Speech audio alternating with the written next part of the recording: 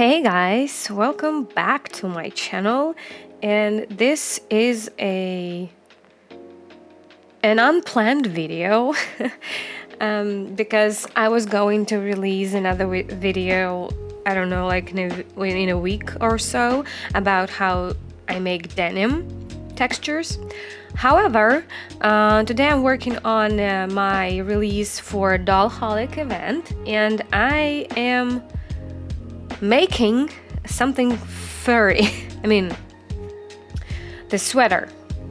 it's fluffy, it's fur-like, and I have a tutorial on how to make fur for Second Life using noise in Photoshop.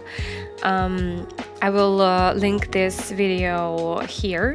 If you didn't check it out, please do, and leave a comment down below. But anyway, I found out that there is another way. Well, I knew that, but I didn't know actually how to do fur using this method. But now I kind of know. I don't know. I will let you be the judge. So we will make fur today using Substance Painter and a bit of Photoshop. So first things first, you will need displacement maps for the fur. I bought myself today this pack of displacement maps. I will leave a link to this product on ArtStation down below in the description. Well, anyway, I'm sorry. I'm feeling a little bit sick or ill. I don't know how to say this properly. I have a headache, high temperature, all that. So sorry for my voice. Okay, so I think probably you can make this yourself. The only thing that you need here is this texture to be black and white, actually. And as you can see, fur here is mostly white and shadows are kind of black. Okay, so you load this into your Substance Painter. I imported my model of my sweater here. Actually, I did this already with all my layers for the fur. Making layers in Blender for the fur, or whatever program you're using, please watch my previous video. So the process here doesn't change. But for the fur here, let's create a new fill layer for our working layer of the sweater. I disabled all my, inflated layers, and I left only one, because I figured it will be better. So create new fill layer. Also go to texture set settings, shader instance, and click on new shader instance. So you will get main shader copy. Now go to shader settings, and here select PBR metal roughness with alpha blending. Now in channels, add channel. I added opacity, displacement, and ambient occlusion. But you may need only opacity. I don't know. I just experimented and added also displacement map. So to base color, add your desired texture displacement map here, as I did this. Now to the opacity channel, add the same texture, and I also added displacement map, but I'm not sure if it does anything. I think it doesn't. Anyway, I'm an amateur. Don't listen to me. Okay, and also I created normal map. For a normal map, you can use a website called Normal Map Online. I will leave link to this too. But also you can download a, how it's called, an add-on or whatever for the Photoshop. It's called, let me see, NVIDIA DDS, NVIDIA Texture Tools Exporter. I will try to find link for that. I think I'll manage. Okay, so you do this. You click Control Alt S, then select type of the file, select NVIDIA Texture Tools Exporter, call it normal map maybe, and wait for your Photoshop to work on that for a while. It can take a while for the first time. Now you go to image type. Image type is normal map, tangent space. So you actually open in Photoshop your one second. In Photoshop, you open your displacement map right here, then click Ctrl Alt S,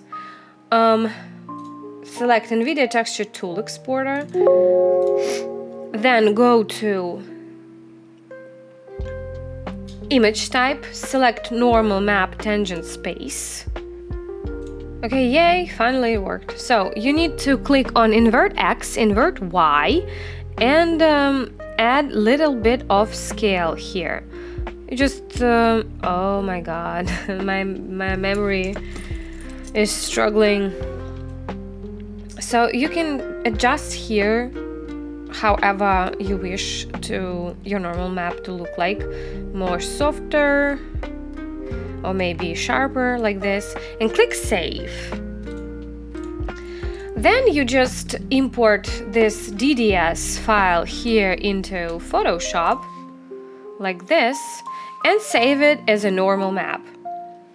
Then you need to import this normal map into the Substance Painter and click it and identify it as a texture and import, I don't know, either to your project or your library, whatever you want, import. And you can add it here so that your fur can have a little bit more dimension. Okay, you can add a little bit of roughness, as I do usually, or metallic, like I did here. Also, right-click on your fill layer, add filter. First, I added little bit of sharpness. So as you can see here, you can avoid it, don't add it. I don't know, it's you who decide. The other thing, I added filter called color correct. That I used I tweaked those parameters to make shadows on my displacement map less black. If you know what I mean. I mean, I made them more gray-ish, okay? Because if I disable this filter, the material looks like this, so it has really dark spots. But with this setting, it looks better and smoother. So now, when you edit everything and you're satisfied with the fur, I need to warn you that you will have to experiment here a little bit, because I have bought all those displacement maps and not all of them look good, and sometimes you need to tweak things a little bit, like add color correction, I don't know, maybe change it a little bit in Photoshop. But remember that for the opacity map, you need the original picture where dark spots are actually black, because that's how Substance Painter understands that these areas that are black will be transparent. Now you will go to File, Export Textures, and export them in 2D view, as usual. When you exported it, open your exported texture. It will be in PNG, okay, let me show you my export settings. So, output template is 2D view. File type based on output template, size based on each texture set size, and padding, please remember, padding is very important. Don't make it small. So usually for my work, my textures, I select dilation infinite. In this case, your textures will look like this. Let me show you. See? So padding is infinite, and it ends okay, how to explain it? Padding from one UV island ends when it meets another infinite padding from another UV island. So this way, when you look at your clothes from far away, you won't see any seams. So usually, it is very useful for skin tones on the head, on the body, because if there were no padding, you would see seams between UV island where the mesh is cut. Okay, let's continue. Now open your exported texture that you exported from Photoshop. So it is in PNG format, as I usually export it in PNG. I don't remember where to say about where you need to. Yeah, you can go to output templates in Substance Painter and check if everything you have here in PNG. So you can change it here. You can also export in TGA, but I do PNG, and that's what I do next. So I have my texture here. I will add another solid color layer, place it underneath my initial layer, and make it a little bit darker than my fur layer. Now you need to press Ctrl and left mouse button, click on the layer with the transparent fur, go to channels and add a alpha channel, then deselect your selection, and I will Control E, join those two layers. The other thing you can do is here you can disable opacity like this and export it in the, I usually rename my layer here to rename the texture, and you can export it too. And then here in Photoshop you won't need to create a new color fill layer. You can just add, you can just add your opaque layer, here, as a background layer. But it will be a better solution anyway, because you have here depth. You can see that fur looks like, I don't know, looks more natural to me, I guess. But the other steps are the same. Control and left mouse button on the transparent fur, create alpha layer, deselect, and then join both of these layers. Then I go to gray, I call it gray, I enable alpha channel and save it, Control Alt S, as TGA format. I call it my new fur. And please remember that resolution should be 32 bits by pixel, and OK.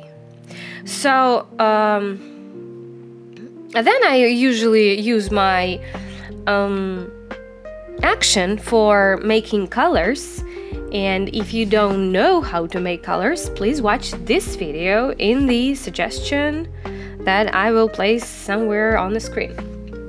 Okay, so I made, let me disable alpha channel, all colors that I have here, as you can see, and this is how your texture will look like, well, depending on fur texture you created.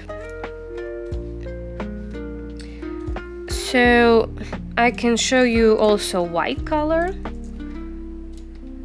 Let me just do that quickly, how it look. Like this. It may be like, I don't know, not very smooth, but still like this, right? And let me show you baby pink. Well, the effect will be different depending on fur displacement that you have picked, that you have selected here. So you just, this is on you after this video. So try to find some displacement maps for the fur and experiment. Okay, as a final step, let me show you how I apply textures in Second Life. So I go to Edit Mode, select Face, go to the biggest face. It's usually 7 because we cannot do more than 8. So 7th layer will be 80 transparency, then 70, 60, 50, 40, 30, 20, and the last layer, I mean the first one, the initial one, will be, you see, will be in alpha mode none. And you can use just one texture for everything here. And that's because we made TGA format for this. So for your transparent layers, Second Life will apply alpha blending mode or alpha masking, whatever you choose. And for the first layer number 0, you can apply alpha mode none. If you had the texture in PNG, you won't be able to do that. Well, maybe you will, but it will have a different effect, because here, what Second Life do when you have TGA, it just disables alpha layer, and you have this, you know, like, how to say, pink shadows here, depending on your color. If it's red, it's red. But if it would be PNG, all those red areas right here will be gray or white. So it will look very bad. I'm not going to show you here because it will take a lot of time to me right now to do that, and I want my video to be like really small. Okay, what else? Let's see how this fur looks like in alpha masking probably, and then we're done. So first of all, we need to make all layers non-transparent.